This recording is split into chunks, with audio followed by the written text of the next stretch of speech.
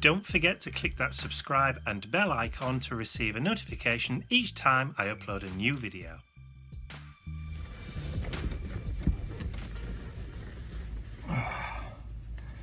So, it's Thursday, just gone 1 PM and I've just had my second COVID injection.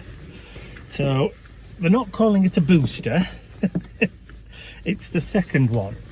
So, they're also now talking about doing a third in October, along with the flu jab. So yeah, so there's my card with all my vaccination details on there. So that's all done. Ian phoned me while I was on my way down here to let me know that he's received his phone call or his invitation for his second one, which he's going to be having next week. So that's good. So that's mum and dad that's had the second one, and that'll be us this week that's had the second one. So that's as protected as we can possibly be, I think. So that's always good news. So I've just got to wait now for a quarter of an hour just to make sure that there's no side effects. I can't start driving for 15 minutes, so I'm just going to sit, talk to you guys, and possibly watch a couple of YouTube videos before setting back off again. So we've been to the pub. Yeah. It's 2:10 on Thursday. No, Friday, the 21st of May. We're here. We're at Kelham Hall. We got here early. We were a little early, so we stopped into the pub. The first time in about a year. No alcohol past my lips. Unlike him. I'm saying nothing. The lure of the rum, you see. Yes, so we stopped off at the Fox Inn, which is just around the corner here, before coming into the grounds, because you couldn't get into the grounds until 2 o'clock. What did we eat? Because we'd already had lunch before we left mum and dad back at home, we had a dessert. So, sticky toffee pudding. With ice cream. He had vanilla ice cream, I had strawberry ice cream. He had a glass of lemonade, and I may have had an alcoholic beverage which consisted of rum and coke, and it was very nice. And it was the first time we've been sat in a pub for over a year and not had to wear a face mask. Because it's difficult trying to push the sticky toffee pudding through the material. Yeah, so you have to take your mask off. Although a friend of mine did actually cut a hole in it and put the straw through. I have seen people put holes in so they can smoke. Well, that's a bit ridiculous, but there you go. It's a fire hazard, isn't it? It is a fire hazard. Well, what do we say? The stupid ones don't make it. That's right. So we're just waiting for them to open the venue up. Apparently there's a wedding here today, so they haven't got around to actually opening up the room where we're going to be trading from tomorrow. It's a tent. It's a marquee, or a big tent as we say in Barnsley. A big tent. Bigger than... Last year, if you remember, cast your minds back, the gazebo blew away. Our gazebo blew away. It did. Yes. And my friend Helen lent us another one. She had to navigate her ex-husband and the pub to get me it. So this year we're going in a marquee. Yes, a big marquee. Yeah. Shared with others, obviously. Appropriately social distance, of course. 2 meters apart. So it's going to be interesting. So we're going to do a little bit of a recce, do a bit of a setup, and that'll be it for today. We're staying about half an hour away, even though it only took us an hour to get here. So we could have gone home, but hey ho. Living life on the edge here. we know how to live. Totally and utterly. So tomorrow, obviously, it's going to be all exciting. It's going to be all costume. I may dress up as well. And Ian may dress up too. So a little. Talk to you later. You won't find me with a corset under a skirt. Well, not in daylight anyway. Okay, daylight hours. Daylight hours, yeah. Bye. So it's now just gone 5:30. We're all set up, the table's all done, I will do a video of the table layout and all that kind of stuff before we open tomorrow morning. But we've just had a little bit of fun helping one of the other traders, a lovely chap and lady called Greg and Leslie Ann, build a TARDIS, haven't we? We have. Greg does traditional tin type photography, so you can have your photograph taken in your steampunk costume, but his little dark room that he uses to develop his photographs in is a TARDIS. It's a blue police box. So we've just helped him construct it and put it all on. So we've enjoyed doing that, haven't we? It's been a bit of fun. It has been a bit of fun. They're lovely people. They are. They're extremely lovely people. Well, we wouldn't help people if they weren't lovely. So, and obviously our friends Karen and Steve have also arrived, and they're all set up as well now. So we're just driving down to the house that we have booked to stay in, obviously, for the next couple of days. And it's about a 20-25 minute journey. And it's raining. A lot. And these roads are windy. Yeah.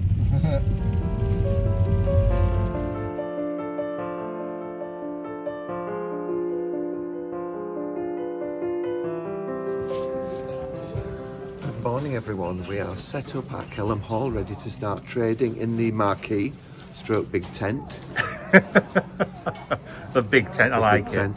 And I have my wares. Generally I will film later when I'm all turned on. You're going to have to shout, dear, they won't be able to hear you. Sorry. So all set up, All set up and ready to go. all raring to go.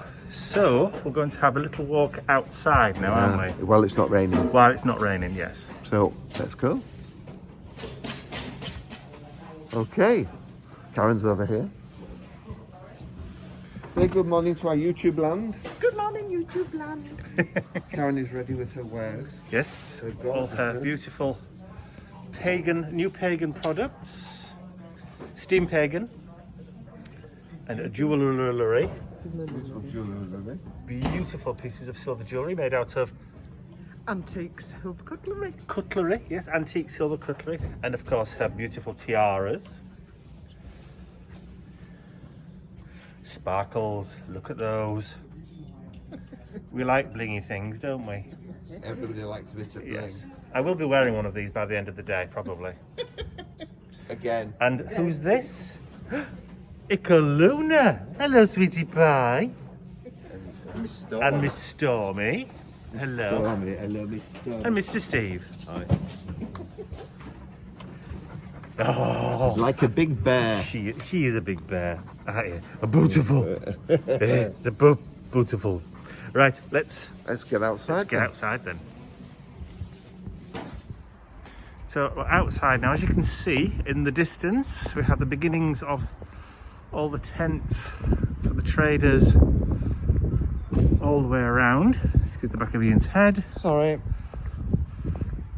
And the beautiful building that is Kelham Hall.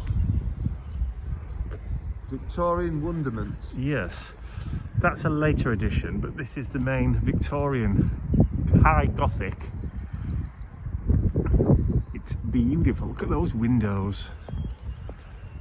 You don't get much Gothic than that, much more Gothic.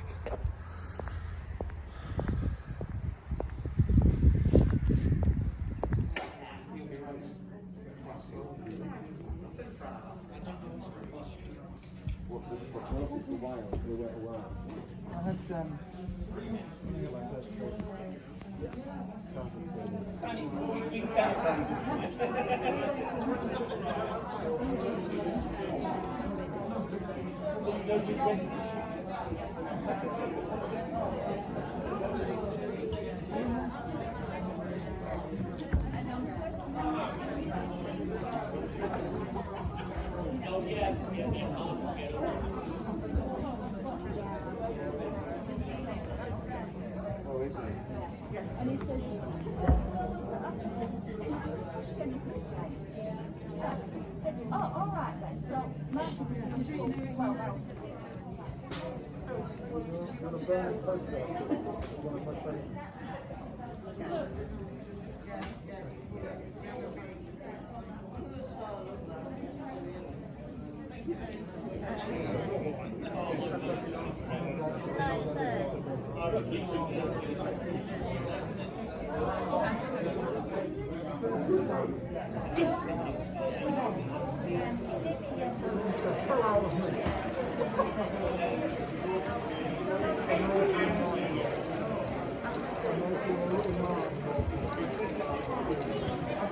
YouTube channel. Give us a wave, all three of you. Hi, Mycroft. Even Mycroft the chimp's got his mask on, look. So it's Monday, approximately 2:30 in the afternoon. So we got back from Kelham Hall near Newark at around about 8 o'clock-ish last night after stopping for something to eat on the way. We stopped off at an American style diner, which is probably nothing like a real one. But it was really, really odd sitting in the restaurant with no face mask, because obviously you can't wear a face mask while you're eating. Walking in, we had to wear one, and if you had got up from your table to go to the loo or anything like that, you had to put your face mask back on. But while you were sat on your table, you didn't have to wear it, and it felt odd not wearing a face mask in public, but that's just the way it is these days. So we got back about 8 o'clock, and then obviously we got changed, showered, changed, ready for bed kind of thing. And everybody went to bed early last night. We were all in bed for 10:30, including mum and dad. Not all together, I might add, obviously, separate bedrooms. And then we were all up bright and early this morning, and I took mum and dad home about 9:45. Took them shopping first of all, and then dropped them back off all snuggly, and then I came back, got home about 11:30. So didn't take them shopping before I dropped them off at home, so they've got plenty to stock up on for the rest of the week. But yeah, I got back about 11:30, so I had some lunch with Ian, and then came upstairs, sat down, nose to the grindstone again. I'm having horrendous problems with iMovie today. I'm doing some work for somebody else. I'm editing some videos for somebody else, not for me, or Ian, for somebody else, paid day job stuff. And I keep getting, the videos keep failing to render. So I'm having to juggle, move things around, restart the computer, and all that kind of stuff. It's just not been a very good day today. It started off being okay. The sun was shining this morning, but it's raining again now. And the computer's just playing up. I don't know whether it's the actual program or whether it's my computer. I've restarted it about 3 times. But it seems to be behaving itself. So it might be that one of the pieces of video that I'm editing might be corrupt or might be faulty. That might be what's causing the problem rather than the computer. But it's just slow, just very slow. So for the past hour, I've just been sat here waiting for the computer to finish to see whether it's worked or whether it's failed. And I've done nothing. I've not moved forward in the last hour. It's just a bit of a nightmare. But while I've been doing that, while I've been waiting for these to finish, I have been able to get all my website orders sorted and done. That came in over the weekend. So anything after Thursday afternoon has all been processed and all been put and all being ready to post. So that's all done. So first thing in the morning, I will take it down to the post office and drop it all off. So that's it. I'm all done and all clear on that front. So yes. So yeah, it was an interesting weekend. Wasn't super busy. People I think are still a little bit wary about going out if they've not had both of the jabs yet. But it was okay. It was busy. Ian did what he wanted to do. So he had a target for the weekend and he achieved that. So he's very, very happy. But like I said, it was nice to see people we haven't seen for a long time.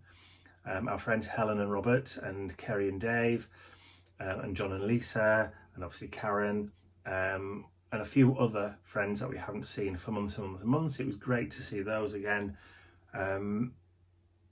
So just for that on its own was worth it. And actually getting out, being able to go out and get some fresh air and to promenade and to dress up again and all that kind of stuff was real good fun. So yeah, definitely worth it.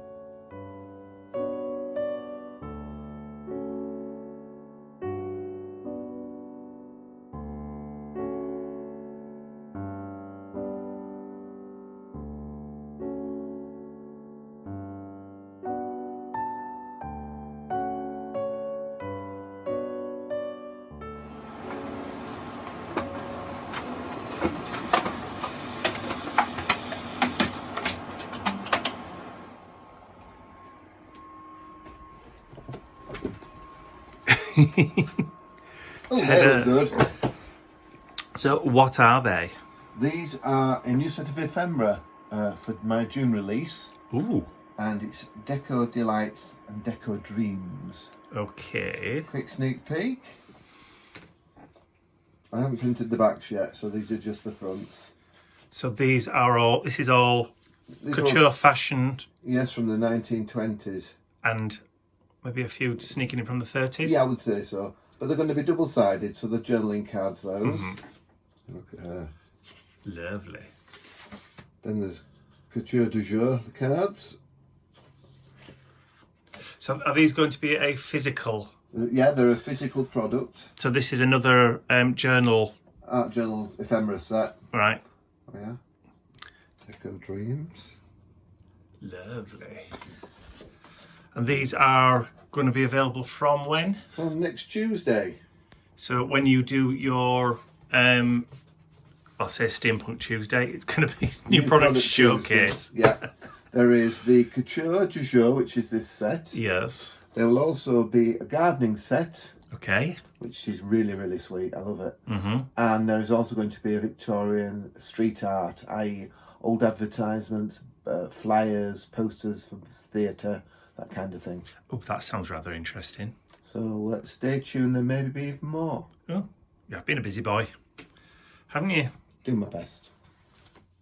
So not only has Ian been a busy boy, but I've been a busy boy too. Well, I say I've been a busy boy. Over the weekend while we were away, I had a delivery of my new stencils. So 2 new stencil designs are now in stock. So the first one is called Bamboozle.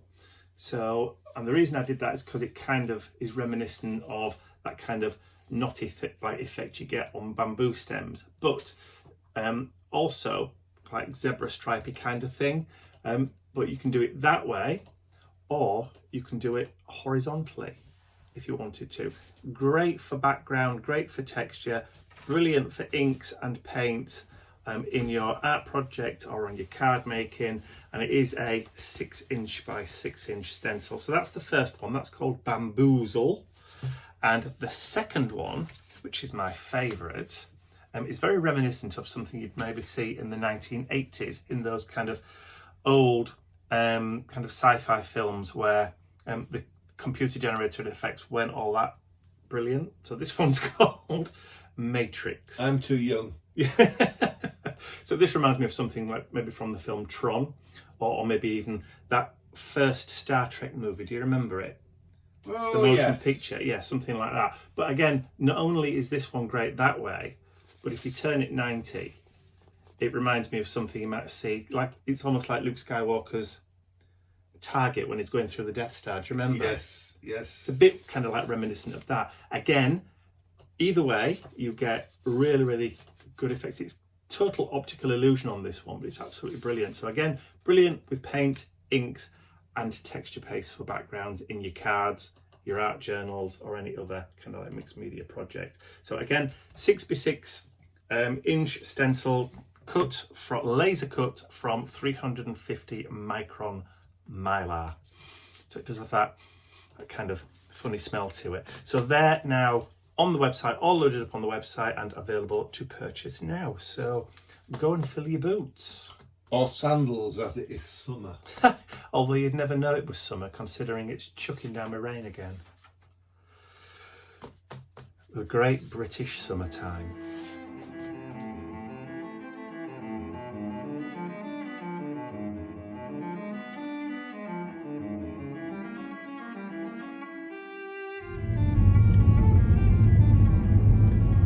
So while Mum and Dad were here over the weekend, Dad managed to lose one of his hearing aids, which means he's as deaf as a post. So I told him to make an appointment with the oral clinic, not oral, but oral, at the hospital to have his hearing aid replaced. If you lose them, you have to pay for them yourself. They're not covered on our National Health Service. So anyway, he called me last night and said that they'd rung him back after he'd contacted them and offered him an appointment today at 3 o'clock. And there are no buses or trains that correspond with the appointment from where they live. He'd have to go like an hour before, or he'd be late, if you know what I mean. So I said I'd go and pick him up, which is what I'm doing now. So he does need a hearing aid because, like I said, he's as deaf as a post without it. You can't have a conversation with him. And I certainly, when I FaceTime him, it's a bit traumatic, to say the least. You end up having to shout or write things down on pieces of paper and hold them up at the camera. It's just a nightmare. So, and it's not like he can't afford replacements. I've offered to pay, I've offered to give him the money for a replacement, but you know what parents are like. So anyway, he's got his appointment. He's got no idea how long the appointment's going to be for. I don't know whether they're going to do a hearing test and then take casts of the inside of his ear so they get the right shape to make the hearing aid. I don't know how long it's going to take. He doesn't know how long it's going to take, so he doesn't want me to wait for him. He says he'll just walk down from the hospital down to the bus or train station, which is all downhill from the hospital, which is a bonus. And then he'll make his own way home. So, but it's also, I know it sounds horrible, but picking them up and dropping them off all the time, it kind of takes away a little bit of their independence, and they feel a bit more dependent on you. And I don't want to be there all the time, if you know what I mean, so that they do depend or rely on me, which sounds awful. I want them to still feel as though they are independent, as though they are still vital and can get around and do things on their own without having to ask for help too much, if you know what I mean. I know it sounds it's like striking that fine balance between looking over the shoulder and letting them live their own lives. Yeah, getting old, eh?